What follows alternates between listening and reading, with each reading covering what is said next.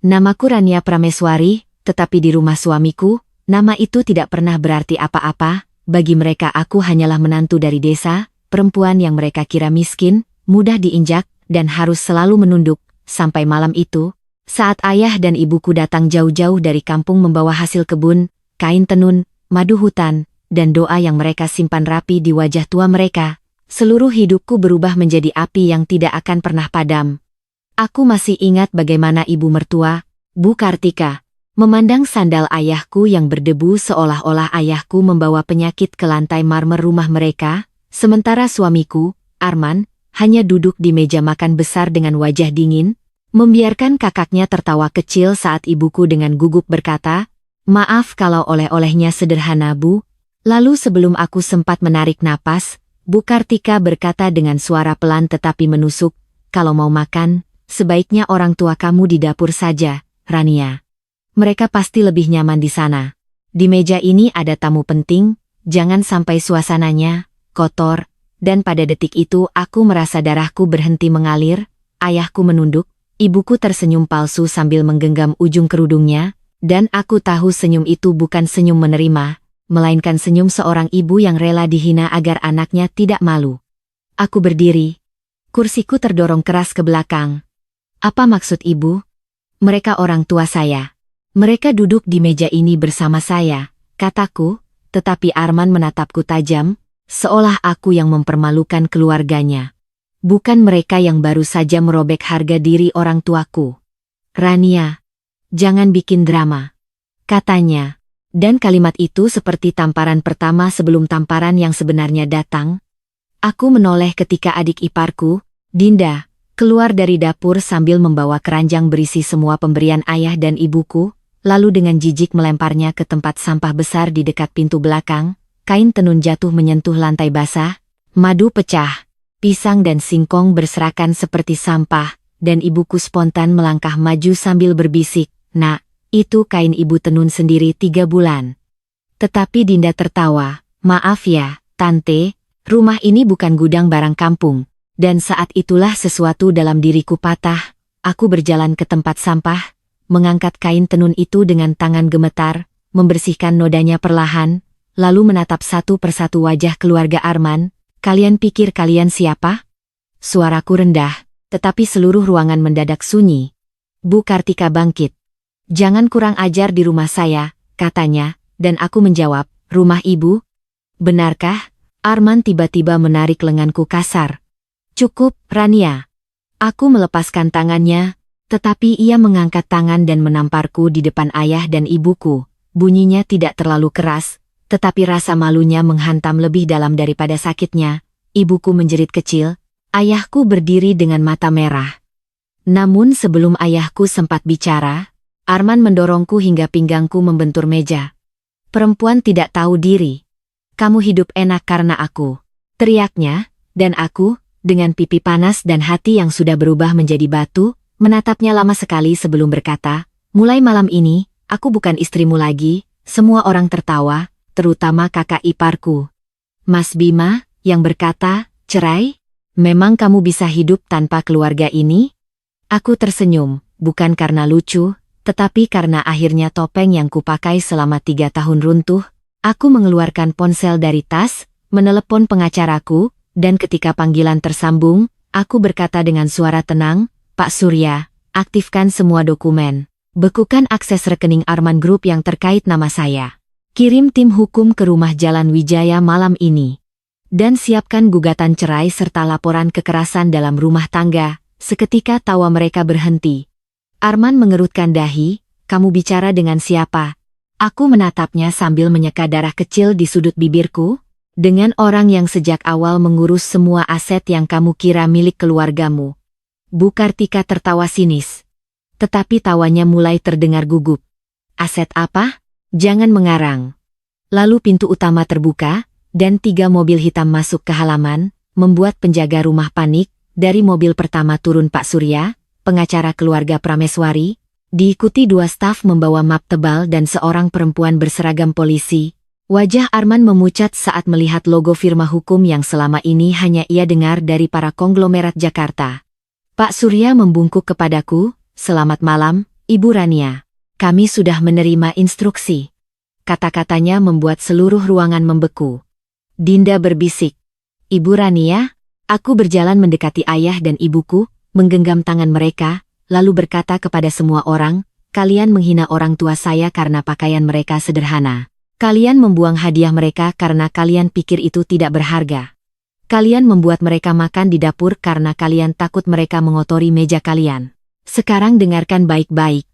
Tanah tempat rumah ini berdiri dibeli oleh perusahaan keluarga saya 10 tahun lalu. Bisnis ekspor yang menyelamatkan perusahaan Arman dari bangkrut 2 tahun lalu adalah kontrak yang saya tanda tangani diam-diam. Saham terbesar Arman Group tidak pernah benar-benar milik kalian sejak perjanjian restrukturisasi, melainkan berada di bawah nama Prameswari Holding. Dan mulai malam ini, semua fasilitas, kredit, kendaraan, rumah, serta rekening perusahaan akan diperiksa satu persatu. Bu Kartika terduduk lemas. Bima langsung mengambil ponselnya. Mungkin menelepon bank, tetapi wajahnya berubah panik ketika panggilannya dijawab. Tidak mungkin. Rekening perusahaan dibekukan, gumamnya. Arman mendekatiku dengan mata liar, kali ini bukan marah, melainkan takut. Rania, kamu bercanda. Kan, kamu istriku. Kamu tidak mungkin menghancurkan aku. Aku menatapnya tanpa berkedip. Kamu sudah menghancurkan dirimu sendiri saat tanganmu menyentuh wajahku dan saat keluargamu menyentuh harga diri orang tuaku. Polisi itu maju dan bertanya apakah aku ingin membuat laporan resmi. Aku menjawab, ya. Dan untuk pertama kalinya dalam 3 tahun pernikahan, aku tidak lagi takut pada suara Arman, pada tatapan Bu Kartika, pada hinaan Dinda, atau pada ancaman keluarga besar mereka. Yang kutakutkan hanyalah satu hal, terlambat membela ayah dan ibuku. Malam itu aku membawa orang tuaku keluar dari rumah itu, tetapi sebelum masuk ke mobil, aku berhenti di depan gerbang, menoleh ke arah keluarga Arman yang berdiri kacau di teras rumah mewah mereka, lalu berkata, nikmati malam terakhir kalian di rumah ini. Besok pagi, kalian akan tahu bagaimana rasanya dianggap tidak pantas berada di tempat yang selama ini kalian banggakan. Dan ketika mobilku melaju meninggalkan halaman, aku melihat dari kaca spion Arman berlari mengejar sambil memanggil namaku. Tetapi aku tidak menoleh lagi, karena sejak tamparan itu jatuh, Rania yang pernah mencintainya sudah mati, dan yang tersisa hanyalah perempuan yang akan memastikan seluruh keluarga itu belajar bahwa orang miskin bukan untuk dihina, orang tua bukan untuk direndahkan, dan kesabaran seorang istri bukan berarti ia tidak punya kuasa untuk membakar habis kerajaan palsu yang dibangun di atas kesombongan. Pagi berikutnya, sebelum matahari benar-benar naik di langit Jakarta, rumah keluarga Arman sudah berubah dari istana penuh kesombongan menjadi sarang kepanikan. Telepon berdering tanpa henti, staf rumah tangga berbisik di sudut-sudut ruangan. Sopir pribadi menolak mengeluarkan mobil karena kartu operasional perusahaan tidak lagi aktif. Dan Bu Kartika yang biasanya duduk anggun dengan gelang emas bertumpuk kini berjalan mondar-mandir seperti orang kehilangan arah. Arman semalaman tidak tidur, wajahnya kusut, matanya merah, tetapi bukan karena menyesal telah menamparku, melainkan karena semua yang selama ini ia banggakan mulai runtuh satu persatu. Ia menelepon Pak Surya lebih dari 20 kali, tetapi tidak satu pun panggilannya dijawab. Lalu ia mengirim pesan kepadaku, Rania, kita bicara baik-baik. Jangan libatkan perusahaan. Ini masalah rumah tangga. Dan ketika aku membaca pesan itu di ruang makan rumah orang tuaku yang sederhana namun hangat, aku hanya tersenyum dingin. Masalah rumah tangga, katanya, seolah penghinaan terhadap ayah ibuku hanyalah piring pecah yang bisa diganti, seolah tamparan di wajahku hanyalah angin lewat yang bisa dilupakan, seolah air mata ibuku yang diam-diam jatuh di mobil tadi malam tidak pernah ada. Ayah duduk di depanku, menyesap teh pahit seperti biasa, lalu berkata pelan, nak, ayah tidak ingin kamu membalas dendam sampai hatimu ikut rusak. Aku menggenggam tangan keriputnya dan menjawab, ayah, ini bukan hanya dendam, ini batas. Mereka harus belajar bahwa manusia tidak boleh diinjak hanya karena terlihat sederhana. Ibu menatapku lama, matanya masih sembab, tapi kamu masih mencintai Arman? Pertanyaan itu menusuk lebih dalam daripada tamparan Arman. Karena untuk sesaat aku teringat Arman yang dulu datang ke kampusku membawa payung saat hujan, Arman yang berjanji akan menjaga keluargaku seperti keluarganya sendiri, Arman yang mencium tangan ayahku saat melamar, tetapi bayangan itu langsung hancur oleh wajahnya semalam, wajah laki-laki yang berdiri diam saat orang tuaku dihina, lalu mengangkat tangan kepadaku ketika aku menuntut keadilan. Cinta yang membuat kita kehilangan harga diri bukan lagi cinta, Bu, kataku, dan sejak kalimat itu keluar, aku tahu jalan pulang ke masa lalu benar-benar tertutup. Pukul 9 pagi, tim hukum Prameswari Holding mengirimkan pemberitahuan resmi kepada Arman Group. Seluruh fasilitas pinjaman internal dihentikan, audit forensik dimulai, akses ke aset yang dibiayai melalui dana keluarga Prameswari dibekukan, dan paling mengejutkan, rumah mewah Jalan Wijaya yang selama ini dipamerkan Bu Kartika kepada seluruh arisan sosialita ternyata bukan milik keluarga mereka, melainkan properti investasi atas nama perusahaan cangkang yang dikendalikan oleh ayahku. Ketika surat itu dibacakan oleh petugas di ruang tamu, Bu Kartika menjerit, "Tidak mungkin, rumah ini dibeli suamiku." Tetapi petugas hanya menunjukkan salinan sertifikat, perjanjian pembiayaan, dan bukti restrukturisasi hutang yang ditandatangani mendiang ayah mertua bertahun-tahun lalu. Bima pucat pasi, Dinda menangis marah, sedangkan Arman merampas dokumen itu dengan tangan gemetar, membaca setiap halaman seolah berharap tulisan di sana berubah menjadi mukjizat. Namun mukjizat tidak datang untuk orang-orang yang membangun kenyamanan dari kebohongan. Pada saat yang sama, video dari kamera keamanan rumah mulai beredar di grup keluarga besar mereka, bukan karena aku menyebarkannya, tetapi karena salah satu staf rumah tangga yang selama ini sering dimaki Dinda mengirimkannya kepada seorang sepupu Arman, dan dari sana semuanya menyebar seperti api di musim kemarau. Terlihat jelas ibuku membawa bingkisan dengan senyum malu-malu, terlihat jelas Bu Kartika menyuruh orang tuaku makan di dapur, terlihat jelas Dinda melempar pemberian mereka ke tempat sampah, dan terlihat jelas Arman menamparku. Siang itu, ponsel Arman penuh dengan pesan dari rekan bisnis, kerabat, bahkan klien luar negeri yang mulai bertanya apakah benar ia melakukan kekerasan terhadap istrinya. Saham perusahaan keluarga mereka di pasar informal turun karena para investor menarik diri, bank meminta klarifikasi, vendor menahan pengiriman, dan kontrak besar yang seharusnya ditandatangani minggu depan tiba-tiba dibatalkan oleh pihak Singapura, yang ternyata diam-diam sudah menerima laporan dari timku.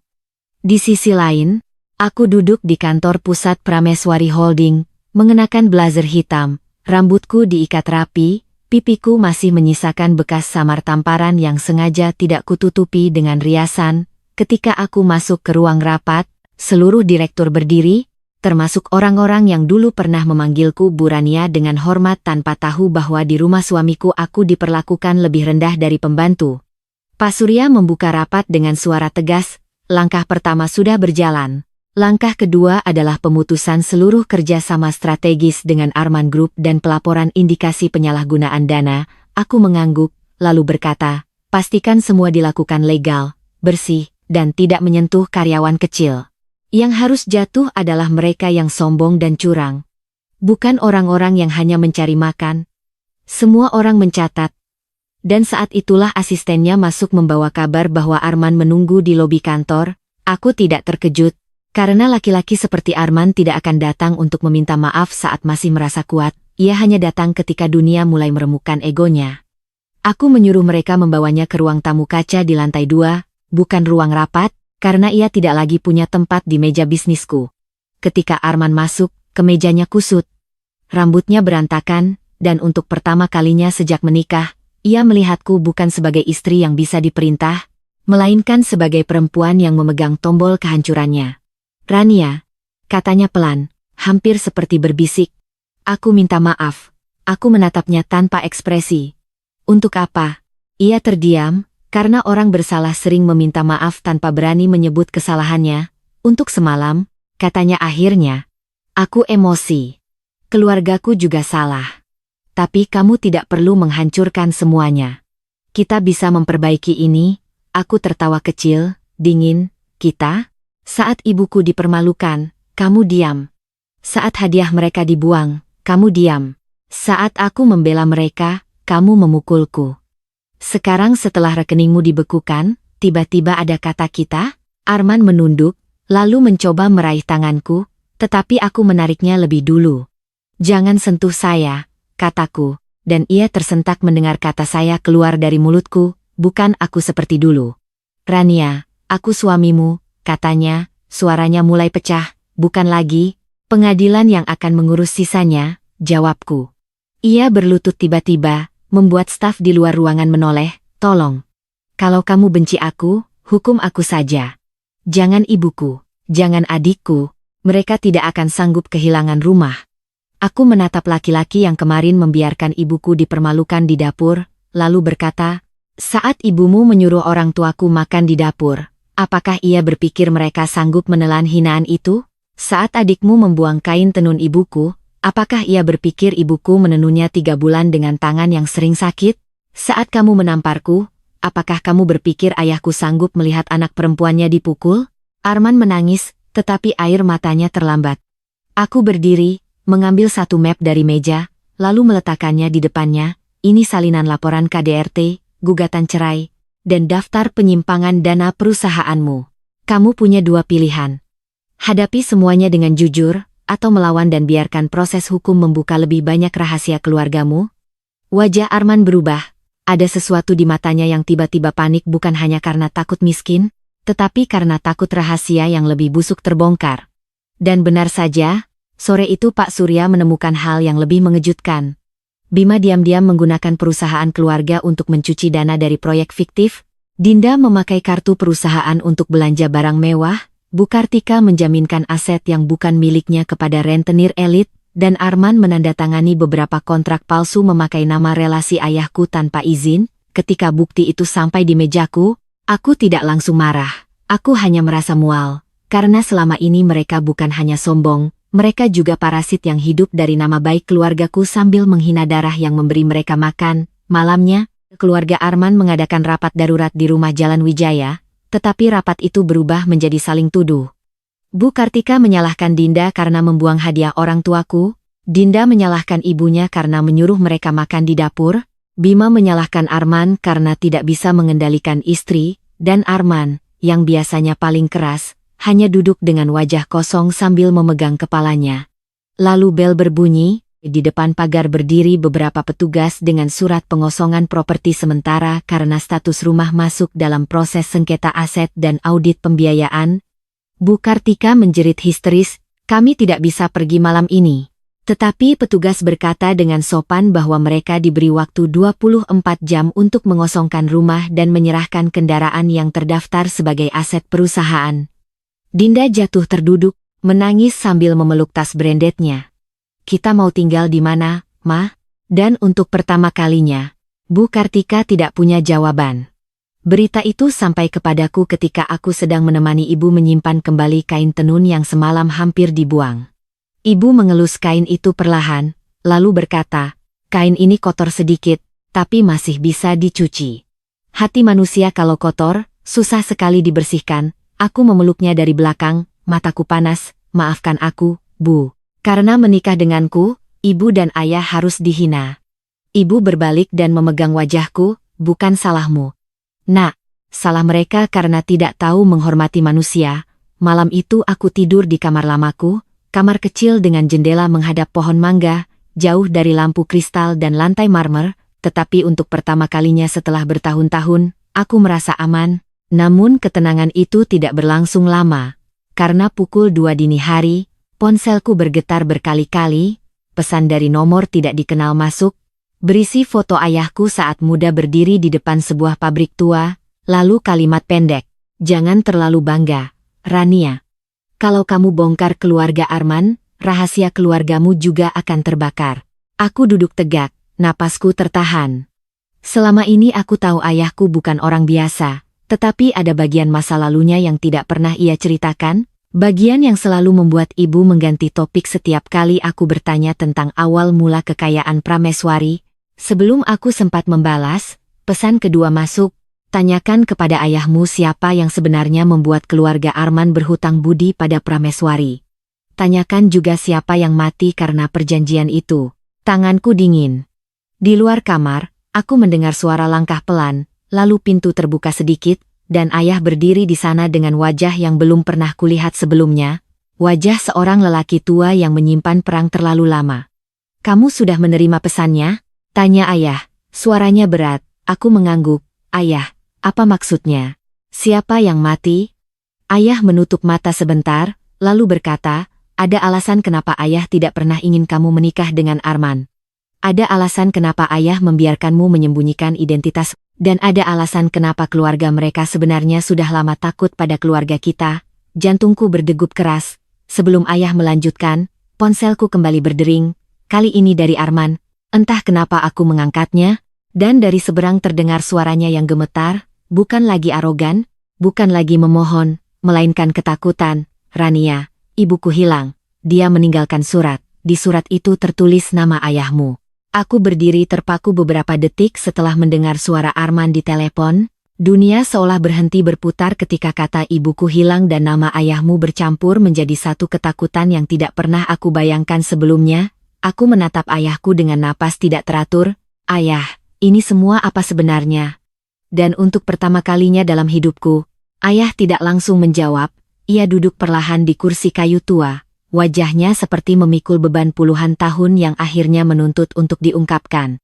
Rania, sebelum kamu lahir, keluarga kita bukan sekadar keluarga pengusaha. Kita pernah berada di titik di mana satu keputusan bisa membuat orang hidup atau mati. Kalimat itu membuat bulu kudukku merinding. Ibu berdiri di sampingnya dengan mata berkaca-kaca seolah kisah ini adalah luka lama yang tidak pernah sembuh. Ayah melanjutkan dengan suara berat, dulu, ayah mertua Arman bekerja sama dengan ayah dalam proyek besar, tapi ia mengkhianati kami, mencuri dana, dan membuat perusahaan kita hampir hancur. Saat itu ada seseorang yang menanggung semua kesalahan itu. Seorang wanita, sahabat ibumu. Jantungku berdegup kencang. Dia difitnah, dipenjara, dan akhirnya, meninggal di dalam tahanan. Aku mundur selangkah, napasku tercekat, dan keluarga Arman. Ayah menatapku lurus. Mereka selamat karena ayah menutup kasus itu dengan satu syarat. Seluruh aset mereka diam-diam berada di bawah kendali kita, agar mereka tidak pernah punya kekuatan untuk mengkhianati lagi. Kepalaku berputar, semua potongan mulai menyatu. Bukan kebetulan aku menikah dengan Arman, bukan kebetulan keluarga mereka selalu bergantung pada bisnis kami. Semua ini adalah lingkaran masa lalu yang belum selesai, dan kini, kembali menagih harga. Ponselku masih menempel di telinga. Suara Arman terdengar semakin panik. Rania, tolong. Aku tidak tahu harus bagaimana. Ibuku meninggalkan surat, dan dia menyebut nama seorang wanita yang mati. Apakah itu benar? Aku menutup mata sejenak sebelum menjawab. Aku akan datang. Tanpa menunggu izin siapapun, aku mengambil kunci mobil dan keluar. Ayah tidak menghentikanku. Ia hanya berkata, hati-hati. Nak, masa lalu tidak pernah datang tanpa membawa luka. Perjalanan ke rumah Jalan Wijaya terasa seperti mimpi buruk yang berulang.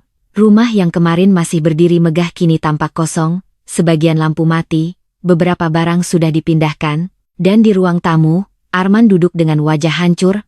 Di tangannya ada selembar surat. Ketika melihatku, ia berdiri dengan langkah goyah. Rania. Aku tidak menjawab, aku langsung mengambil surat itu dan membacanya. Tulisan tangan Bu Kartika bergetar. Aku tidak bisa lagi hidup dengan rasa takut dan dosa yang selama ini kami sembunyikan. Aku tahu keluarga Prameswari tidak pernah benar-benar memaafkan kami. Aku tahu wanita itu mati karena kesalahan kami. Dan aku tahu suatu hari kebenaran akan datang. Rania mungkin adalah hukuman itu. Aku tidak ingin melihat anak-anakku hancur. Jadi aku memilih pergi sebelum semuanya terlambat. Tanganku gemetar saat menurunkan surat itu. Arman menatapku dengan mata penuh air. Rania, apa yang sebenarnya terjadi? Aku menarik napas panjang, lalu untuk pertama kalinya aku menceritakan semuanya, tentang pengkhianatan ayahnya, tentang wanita yang mati, tentang bagaimana keluargaku menyelamatkan mereka tapi sekaligus mengendalikan mereka. Setiap kata yang keluar membuat wajah Arman semakin pucat. Ia mundur perlahan, seolah realita ini terlalu berat untuk diterima. Jadi, selama ini, hidup kami, aku menyela dengan suara dingin, dibangun di atas dosa dan kebohongan. Ia terdiam, lalu tertawa kecil, tawa yang hancur, dan aku berani menghina orang tuamu. Air matanya jatuh tanpa bisa ditahan, tetapi kali ini aku tidak merasakan kepuasan, hanya kelelahan yang dalam. Karena drama ini bukan lagi tentang balas dendam, melainkan tentang kebenaran yang terlalu lama disembunyikan. Tiba-tiba suara mobil berhenti di depan rumah, kami berdua menoleh, dan beberapa pria turun dengan tergesa-gesa. Salah satu dari mereka membawa kabar, Pak Arman, kami menemukan Bu Kartika di hotel tua di pinggir kota, tapi kondisinya. Arman langsung berlari keluar tanpa menunggu penjelasan. aku mengikuti dari belakang. Perjalanan menuju hotel itu sunyi dan penuh ketegangan. Ketika kami sampai, suasana sudah ramai. Polisi, petugas medis, dan beberapa orang berdiri di depan kamar. Jantungku berdegup keras saat Arman menerobos masuk, dan di sana, di atas tempat tidur, Bu Kartika terbaring lemah dengan botol obat di sampingnya, belum mati, tetapi hampir kehilangan kesadaran. Arman jatuh berlutut di sampingnya. "Ma, kenapa?" Air matanya jatuh deras. Bu Kartika membuka mata perlahan, suaranya hampir tidak terdengar. "Maafkan Mama. Mama takut. Mama tidak ingin kalian merasakan apa yang Mama rasakan selama ini." Ia menoleh ke arahku, matanya penuh penyesalan. "Rania, Mama salah. Mama terlalu sombong. Mama tidak tahu. Kalau orang yang Mama hina adalah orang yang selama ini menyelamatkan kami." Aku berdiri diam. Semua kemarahan yang selama ini membara tiba-tiba terasa kosong, karena di hadapanku bukan lagi wanita sombong yang menghina ibuku, melainkan seorang ibu yang hancur oleh rasa bersalah. Ambulans datang dan membawanya pergi. Arman duduk di lantai dengan wajah kosong. Dunia yang ia kenal telah runtuh sepenuhnya. Ia kehilangan ibunya, kehilangan kekuasaan, kehilangan harga dirinya, dan mungkin kehilangan aku untuk selamanya. Aku berdiri di luar hotel, menatap langit malam yang gelap. Dan untuk pertama kalinya sejak semua ini dimulai, aku bertanya pada diriku sendiri, apakah kehancuran ini benar-benar yang aku inginkan? Ponselku bergetar, pesan dari Pak Surya masuk, "Semua proses hukum bisa dilanjutkan atau dihentikan sesuai keputusan Anda." Aku menatap pesan itu lama, lalu melihat bayangan diriku di kaca mobil, seorang wanita yang terluka, marah, tetapi juga lelah, sangat lelah. Aku teringat wajah ibuku saat kain tenunnya hampir dibuang. Aku teringat tangan ayahku yang gemetar menahan marah, dan aku teringat diriku sendiri yang berdiri di depan mereka semua, menuntut keadilan. Perlahan aku mengetik balasan, lanjutkan gugatan cerai. Tapi hentikan penghancuran total perusahaan. Biarkan hukum berjalan, bukan balas dendam. Aku menekan kirim, dan saat itu juga aku merasa sesuatu dalam diriku akhirnya selesai, bukan karena aku menang, tetapi karena aku memilih berhenti sebelum berubah menjadi seperti mereka. Arman keluar dari dalam hotel, wajahnya kosong, ia mendekatiku pelan. "Rania, apakah ini akhir?" Aku menatapnya lama, lalu berkata pelan, "Ini bukan akhir, Arman, ini akibat." Ia menunduk, tidak membantah, tidak memohon lagi, hanya menerima. Dan aku berjalan pergi tanpa menoleh, meninggalkan masa lalu yang penuh luka. Meninggalkan cinta yang berubah menjadi pelajaran, dan meninggalkan sebuah keluarga yang akhirnya harus belajar dengan cara paling menyakitkan bahwa kesombongan, penghinaan, dan kekerasan tidak pernah berakhir dengan kemenangan, melainkan kehancuran yang tidak bisa dihindari.